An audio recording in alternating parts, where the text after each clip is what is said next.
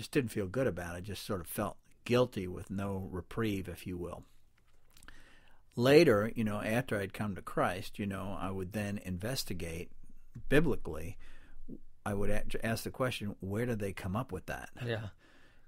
And I would find it and see it. And now what I've come to, as I've been a Christian now for, what is it now, 22 years, okay, is I've come to a whole new level and say, if you read what the church has written, okay, the Catholic Church, it's right down the middle. It's about Christ and Christ crucified. Interesting. And Christ risen. Yeah. The truth of the Bible is in the theology and doctrine of the church. Yeah. It gets covered up. Yeah.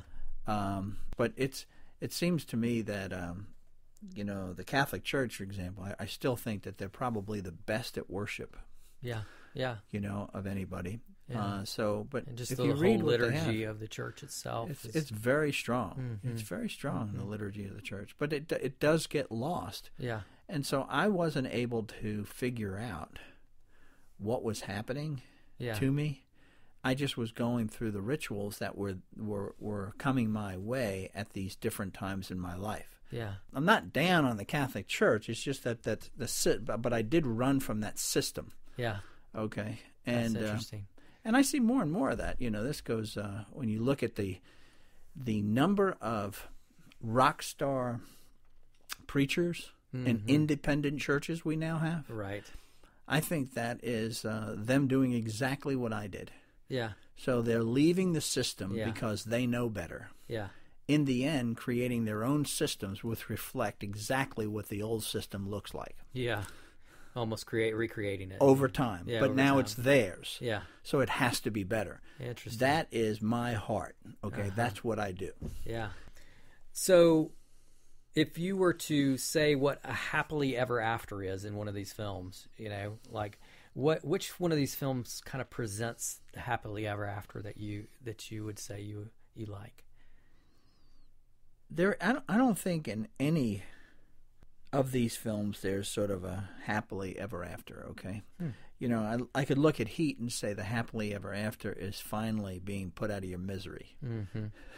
So the only time that you're really finally off purpose is to fall dead at LAX, okay? Yeah, that doesn't sound good. Well, but that's a happily ever after. Yeah. It's over, okay? It's the ending, the struggle is over, okay? Yeah, that's the ending. The other movies here, what are interesting to them is that they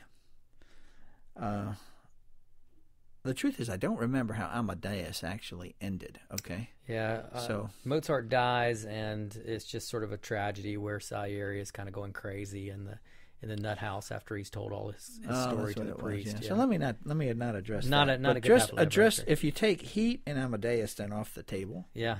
Then the happily ever after ending in these is that you're repurposed, convicted in what you're doing, and you don't know what's going to come next. Interesting. Every single one of these movies had that, including Shawshank Redemption. Yeah. So great. So he's on the beach. Yeah. Okay. What's next? What's next? Yeah. Because he's a smart guy. He can't be sitting there, messing around with rebuilding little rowboats, okay? I mean, he's going to get into something. He's brilliant. Yeah.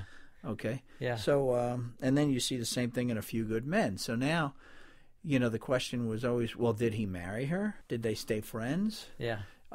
Did he stay in the Navy? Okay. Did he move on to something else? Did he become a judge later in life, and much like his father and have huge influence? Maybe a Supreme Court judge at some point. It could have been that because he got so into the system, That's really good. So the happily ever after for you in all these films is that people are kind of on the right road, really.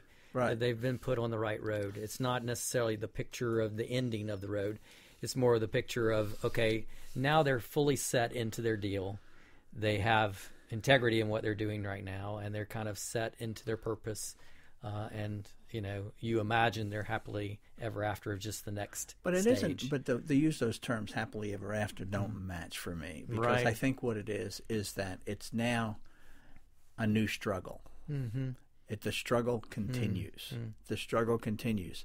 the story continues. Godfather 2, Godfather 3. There's more interest. It's like, okay, so what did he do now, and where do we go from here, and how does he develop? And, if this guy does get married, what is his wife going to be like? What kind of kids is he going to have? How is he going to progress in his legal career? Is he going to stay in a legal career, or will he snap off and go do something else? Because I think it's cool.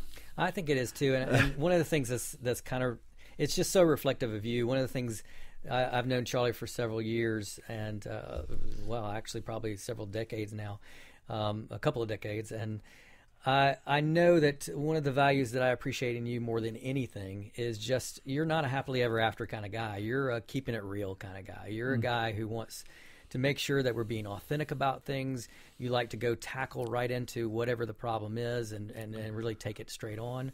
When I think about De Niro and Pacino in these, I think about you. I think of these characters who are a little rough around the edges, for some people. But right. if you really get to know them, you realize that their heart is so for you, and that ultimately they're just not going to deal with the BS in this world. Right. There's no time for that BS, and that's one of the things I've had you come in and advise me so many times, because I know that I'm not going to get all the, I don't have to deal with all the pretty packaging or anything like that. Charlie's going to come in, look at the situation, and just see it for what it is, and tell me for what the way he sees it. And I just think that's beautiful. And I think it's so reflective that you're saying there's no happily ever endings. It's the next thing. It's the next struggle. It's what we look at. That's the real world. That's the way we deal with in life. We don't land in happily ever after. Right. It's a struggle that I'm going through right now. I'm going to be 63 next Saturday. Okay. Oh, so happy birthday. Thank you. Yeah. So, but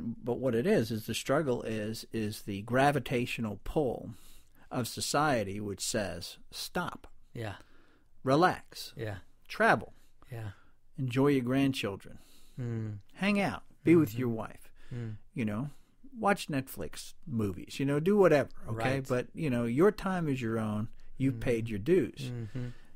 Well, that's in effect, I'm learning from this discussion, I would say that in effect is the world's definition of happily ever after. What we see is that people die within a couple of years of retirement, okay? No purpose, Or they become their world becomes so small and they become so self-centered. You don't want to be around them. Yeah. All right? So my struggle is with this gravitational pull. Yeah. So I want to make sure that the struggle continues, even though it's a struggle. That's where the happiness ever after really, I think, is in the struggle. I love it.